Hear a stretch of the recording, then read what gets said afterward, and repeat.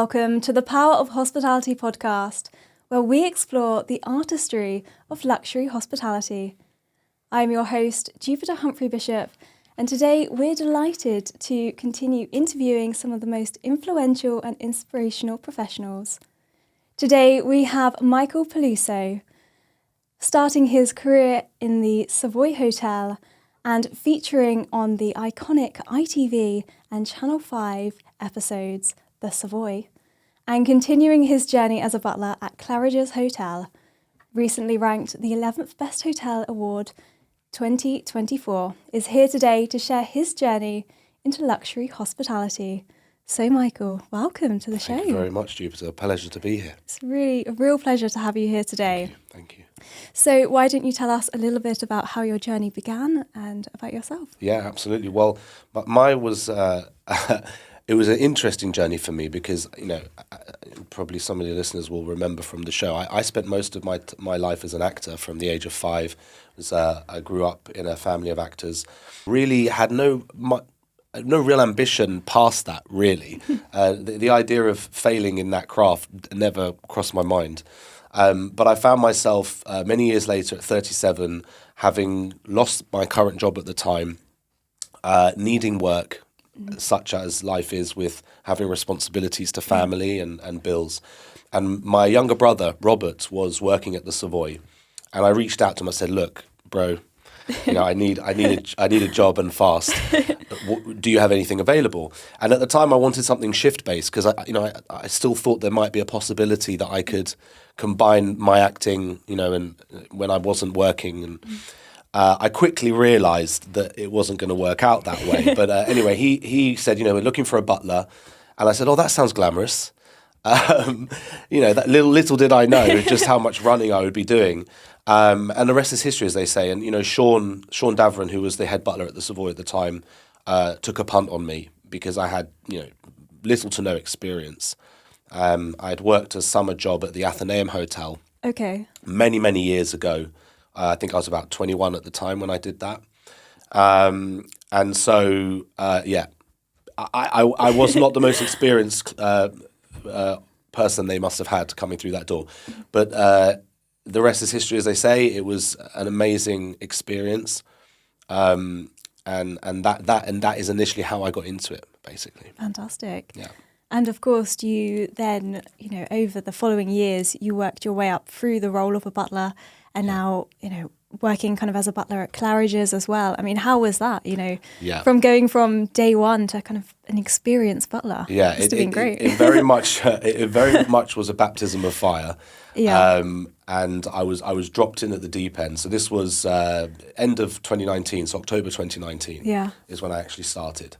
And it was a case of, trial and error, really, in terms of setting up tables, hosting cocktail canapé parties. I mean, it's all on camera for people to see. Some of those shots are genuinely 2 weeks after I'd started. Wow. It really was what you see was what was happening. It wasn't staged at all in that sense. But yes, given the time and the repetition, I progressed, and just before COVID struck, I'd been there about 5.5 months. And by that point, I was really starting to, which is sadly, because we all had to close down for a year, but I was really starting to find my feet. Yeah. And getting confidence with the role and being able to blossom. But, like I said, it was a difficult time because I had left this acting career behind, but also a very exciting time because I found myself in a position that I never thought I would, learning a career I never thought I would, but really owning it and enjoying it. Yeah. Yeah. Fantastic. And, how's that changed you as a person going through that experience? Hospitality, is very different as an industry. Has that changed your view on life or your career aspects? I think I valued my family a lot more because suddenly I was seeing a lot less of them. Okay. And my work ethic changed as well. There's something, acting, you can be on set for 12 hours at a time, but it's very repetitive. You're very spoiled because there's people running around just wanting to do things for you all the time. You feel very important. Whereas now it was flipped. Similar hours, but now I'm running around looking after people. And it did, like I said, it just made me appreciate a little bit more the lifestyle that I'd had before.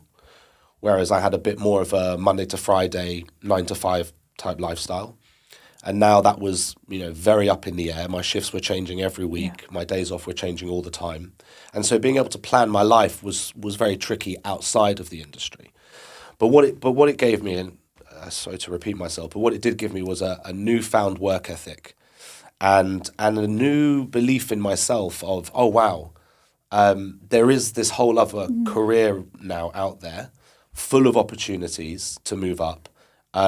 And it gave me a financial stability that acting had never given, because one month you're doing well, the next month you're not doing well, good years, bad years. Now I could really plan my future. And I was, I was very grateful to have that in my life. Finding the passion for the service industry was something that would develop over time. I think initially it was more of a means to an end. I needed a job. I had to do something. But the more and more you do it, the more you start to appreciate and respect the industry, the people that work within it. The more they begin to inspire you and you get to know those people, that's how it starts to make to be more important to you, and to, for you to find it in your heart. Oh, actually, it's something I really am passionate about. Yeah. I mean, when we think about hospitality, and especially the luxury hospitality, the industry has so many impeccable high standards. Have any of these standards kind of implemented into your life? I mean, do you, myself, I'm very much, when I leave the house in the morning, you've got to make sure your hair looks good, or polish your shoes before you leave the house. Is there something that you've kind of implemented into your own life? Yeah, I certainly have to budget hairspray much more into my life now, and make sure I've got enough money for that every month. Yes, I think being a butler, your appearance and your etiquette and making sure that your grooming standards are of the highest quality has found its way. I don't like to say that I leave the house in my pajamas all the time, but certainly I'm more passionate about the way I look and come across, and I'm very much more conscious of how I present myself, and I take real pleasure in the items of clothing that I put on, my polished shoes, and having the tools at home to ensure that I can maintain those standards. Whereas before, I probably didn't put as much importance to it. One thing, I've always been very meticulous with where things are in my home, but particularly my wardrobe. Okay. From my experience packing and unpacking for clients and guests, if you see my wardrobe now, my wife will tell you, it is pretty immaculate. Everything has a place. Everything is color coordinated. Everything has already been pressed before it's put in there. Yeah. And I take great pride in my wardrobe, I must say. Not just the items it contains, but how it looks. How they're... So that's definitely crossed over into my personal life for sure. Oh, fantastic.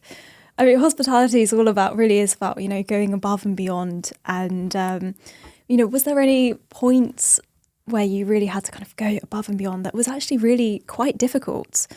Yeah. Any challenges? Yeah. Because people always want to know what was the hardest thing you had to do, or what was the strangest request you ever got. I think the biggest challenge for me was not a specific request. I think the biggest challenge actually is multiple requests, and how do you balance that, particularly in a hotel setting, because if you're working in a private household, you have one family that you look after, and over time you really get to know that family. Yeah. Whereas with a hotel, you're dealing with different personalities every day, and not just one family. You're dealing with, I could have between 10 and 15 suites. Wow. On a busy period. Okay. And so one family wants me to pack, another family is arriving and wants me to unpack, another family wants to have dinner in their suite tonight for 5 or 6 people, whatever it might be. So to answer your question, my biggest challenge, I would say, would be dealing with multiple requests, trying to complete those before I finish a shift.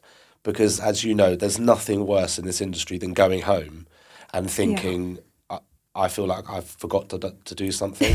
There's something I was supposed to do that I said. So yeah, that is it. And that's one of the key things. I know that my Butler directors in my life, one of the first questions they'll ask people in interviews is, you've got a food order, you've got unpacking, you've got an arrival, you've got welcome drinks. What do you do first? Yeah. Because it's a nice idea to see how people's minds work in terms of how they would prioritize jobs. It gives you a good idea of what's going to make a good butler. So that's the challenge is multiple requests, is trying to juggle multiple requests rather than one specific request.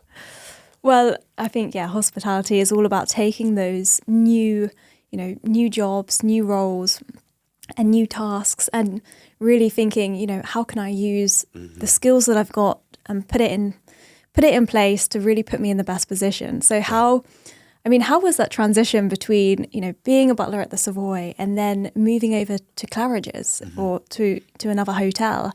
Did you kind of use the same kind of techniques to take your skills and put it into a different environment, new team? Yes.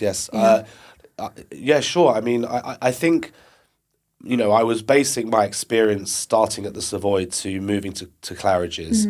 But I had to remind myself that when I started at the Savoy, I was very much a blank canvas. I really had very little experience. And the difference in working at Savoy for 2.5 years, especially closing and reopening the hotel during COVID, meant that I had the experience to go into Claridge's with much more confidence. But I have to speak very highly of the team there, that it was seamless for me, actually, because the team at Claridge's was so welcoming and supportive. Yeah. The Butler team I felt like I'd been there forever.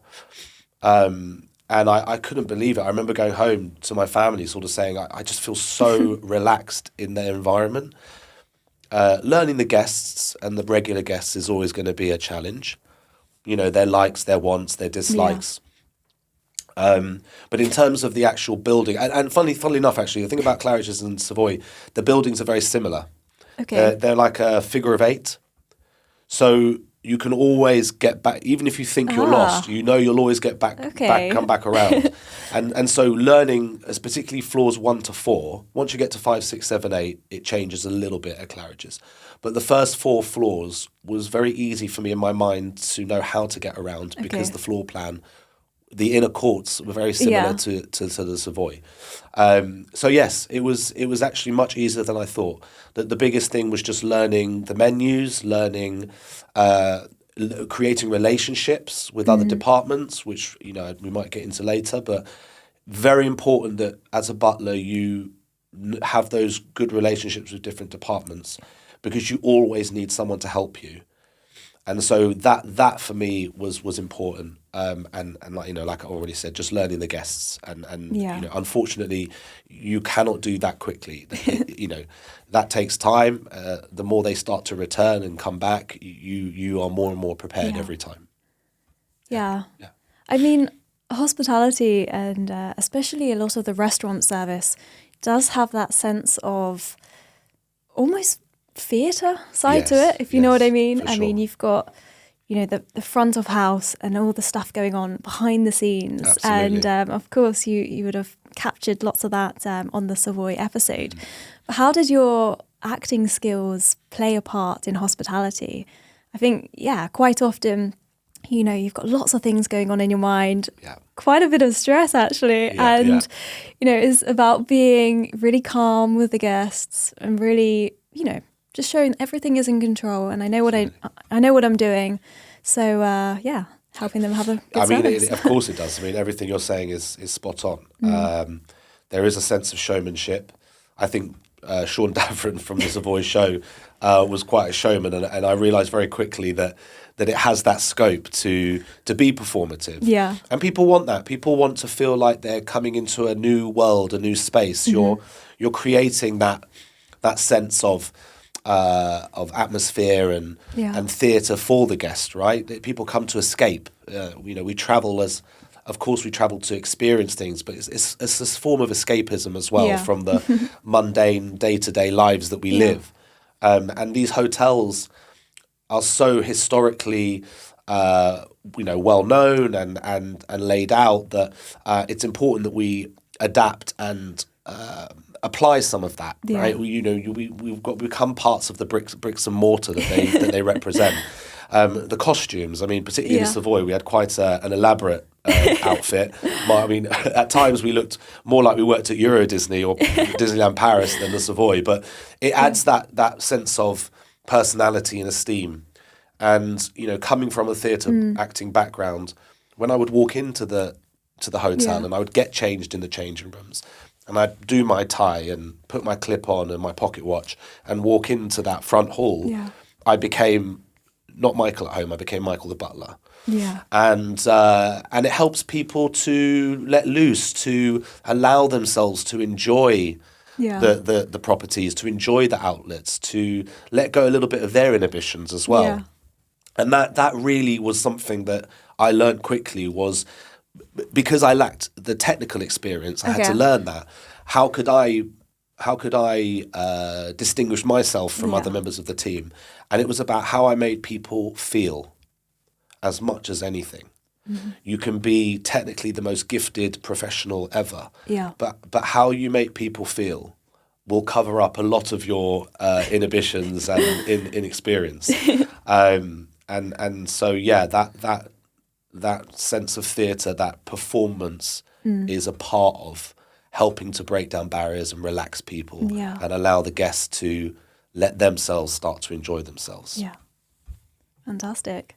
Well, I mean, featuring as one of the lead roles on the ITV, ITVX, Channel 5, YouTube, Amazon Prime. I know, they must be sick of me by now. As one of the lead roles on the Savoy.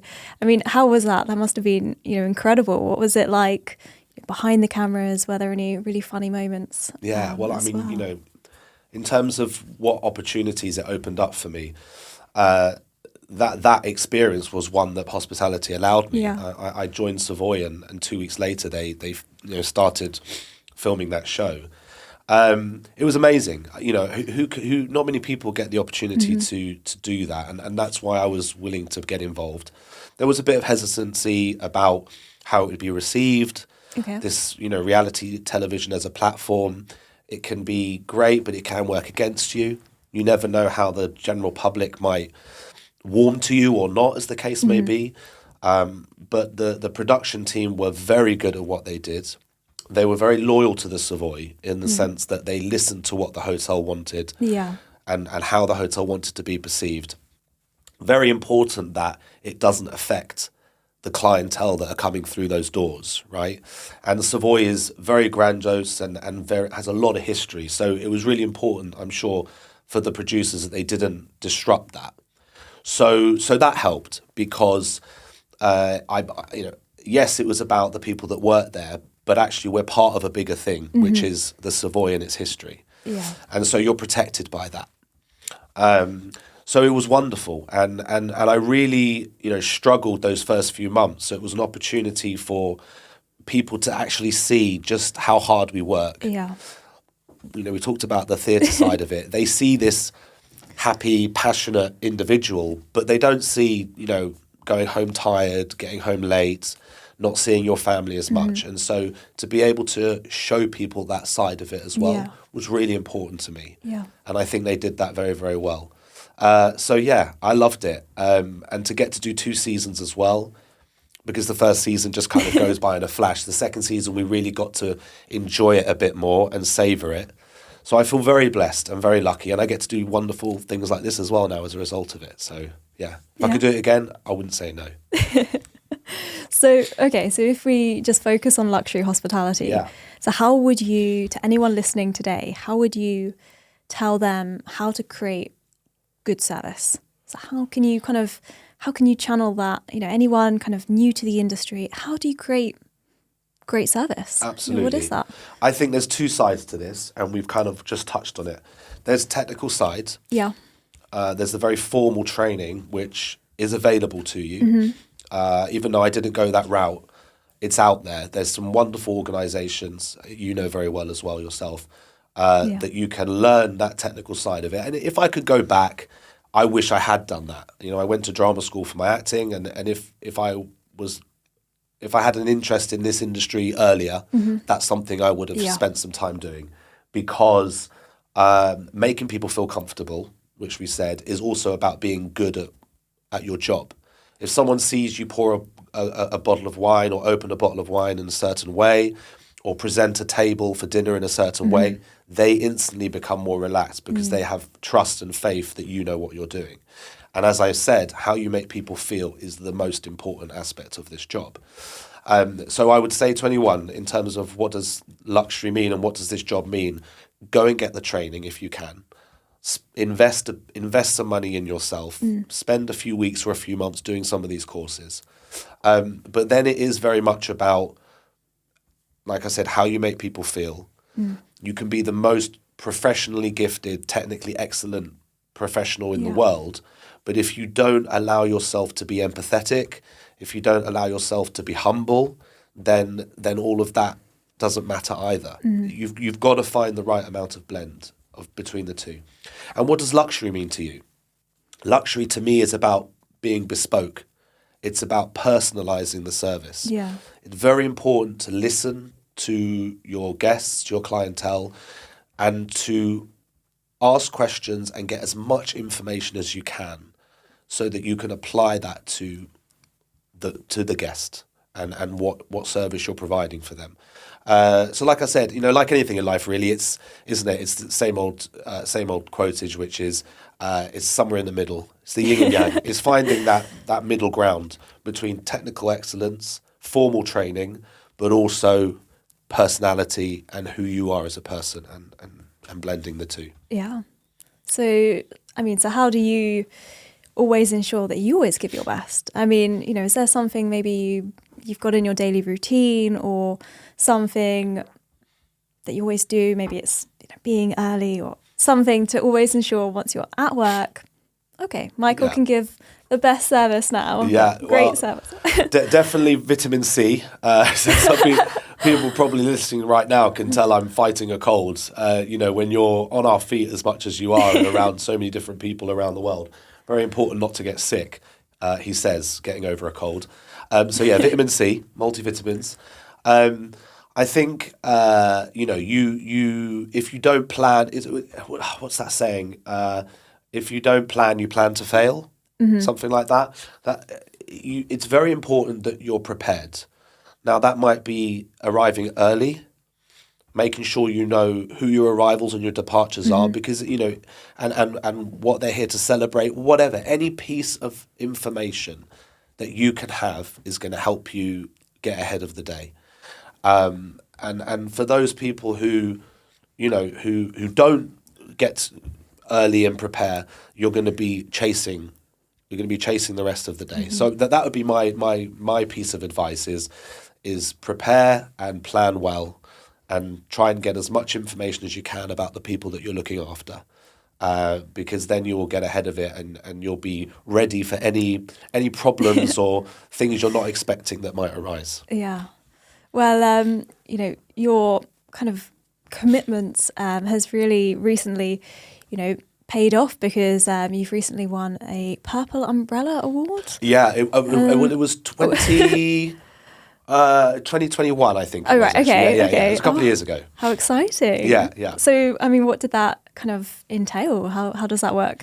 Well, Purple Umbrella is a fantastic organisation, and the team are absolutely wonderful. They're giving people in the industry an opportunity to basically to learn as much as possible, depending on what level you're doing. Mine was level 3, so it was starting to get involved with kind of management and team leaders.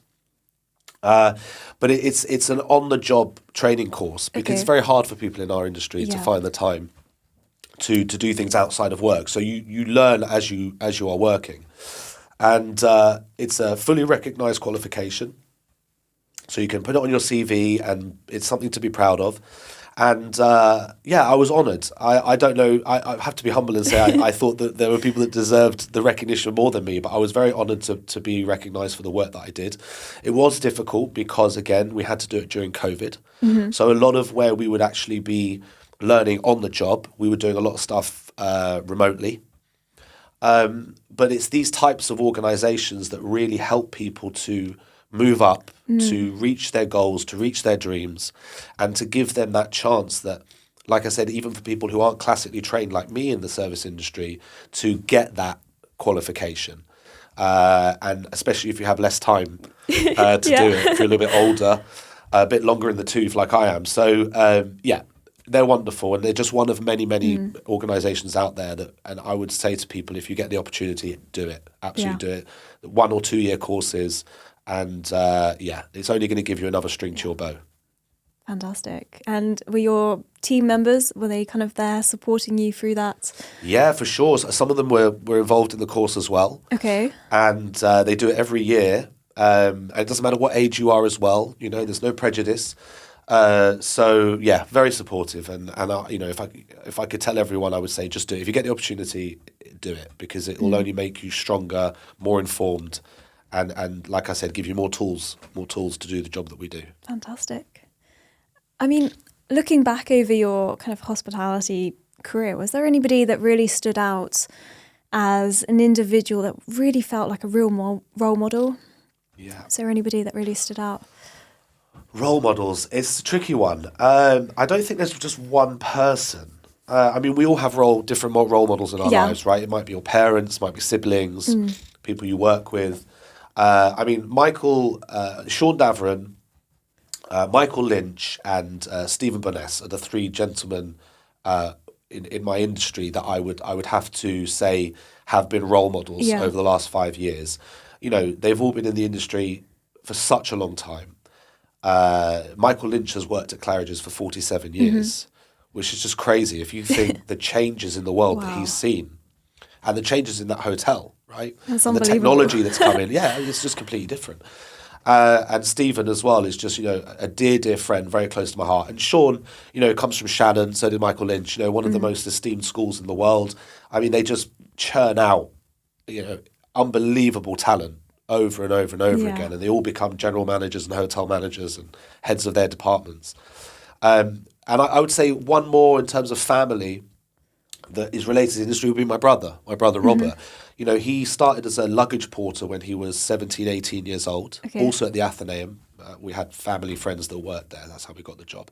And from being a luggage porter, he became a receptionist. He became assistant head receptionist. Then they created a kind of PA role for him there. He worked at the Mandarin. He works now at the Plaza in New York. Okay. He's head of international relations there. So, that for me, if I could get to his level, a lot of my future is sort of based on trying to follow that journey, actually. Those guys are kind of no women in there, unfortunately. I'm sorry, but my mother was a big influence on me, and my wife is an incredible rock in my life. And certainly those people inspire me in different ways. But in terms of the industry, those guys are the ones. Well, I mean, of course, your mum, such an icon for incredible inspiration. Yeah. I mean, did that inspire you to kind of go down the acting route a bit? Yeah, of course. Yeah. I mean, Mum was, she was a special person, incredibly talented, a real passionate, and just anywhere she went, she was centre of the room. And so how could you not be inspired by her, really? And I suppose, yes, I grew up around it. From a young boy, my childhood was growing up on television sets and film sets. There was no nannies. That I wanted to be with my mother, and she'd be filming. And my nannies were the sound guys and the costume designers and the makeup artists. Yeah. Those were my nannies. Those were the people that looked after me. Wrongly or rightly, they probably had a bit of a bad influence in some ways. But yeah, of course, that was a big reason why I chose to go into that industry. And a part of me is still very upset that it didn't quite work out the way I wanted it to. But I wouldn't have my home now. I wouldn't have my wife. I wouldn't have the structure that I have now, which is so important to me, without having moved into the service industry. And I'm incredibly indebted to that. I'm very excited about where it can go, because as we'll probably say, there's so many opportunities in this industry. Yeah. So if you could go back in time, what's one piece of advice you would tell your younger self? Oh my gosh. How much time do we have? What would I tell myself? Probably to be patient. Okay. Be patient. Try to have a little bit more faith. And actually, not really, because I kind of did this, but kind of just to reaffirm that, just something my mum always told me, it just get out there. If you don't know what it is that you want to do, that's okay. You know, I always dreamed of being a footballer or scoring a goal in an FA Cup final. You know, I really, you know, being an astronaut. You know, all these kids, you're going to say to a child, what do you want to be on? I want to be an astronaut, you know. But then you start to realise that life gets in the way, things happen to you that are not in your control. And you kind of get a low sense of what's the word I'm looking for? Your self-esteem gets attacked by that because you're not hitting the heights that you dreamed you would when you were 7 or 9 years old. And life really starts to weigh down on you. But that's okay, because not everybody knows what they want to do. And so if you sit around waiting for something to happen, it's not going to happen. You've just got to go out there. So if that's going to be a job in a pub, if that's going to be an assistant to someone, if that's going to be cleaning cars or walking dogs, fine. But if you're not out there, you're not going to meet people. And the next thing that comes across your path is not going to inspire you or navigate you to move on to the next level. And so my advice would be patient, Michael. Get out of the house, because you will find your place in this world. Yeah. And you might not know what it's going to be, but you can still enjoy life, even if it's not as a Premier League footballer or a Hollywood movie star. And you might find that actually having the privacy that those jobs don't have ends up being really important. Yeah, very true. So to sum up, you would say definitely being on the Savoy TV episodes has definitely kind of helped your career going along the way. Yeah. I loved it. Yeah. It opened opportunities. Look, I had ideas of what might come of it, but I was very conscious that I didn't want to sell my soul. And so if I could do it, if things could work out and I could have this kind of career off the back of that show in the way that I wanted it to happen, great. So let me do, and if not, it'll be a great experience. I'll get people will be able to hear my story. You know, everyone wants people to know their story. But if it doesn't work out the way I want it to, then fine. I'll just go. And that's kind of what's happened. There were opportunities, but what it entailed would have been me having to basically be a pawn and kind of be malleable to whatever the industry wanted to turn me into. And I've got too much life experience in this industry because of Mum and because of my own acting career to know that I wasn't prepared to do that. And I have no criticism of people that go down that route. And some people have become very successful because of it. But I needed to know that I had more control over it. And it didn't look like people were willing to let me do that. Okay. And I understand why. So it didn't work out. But amazing experience. Like I said, I get to do things like this. And I've met some incredible people along the way. So, yeah, long may it continue. If I could go back, I would do it all over again. Yeah.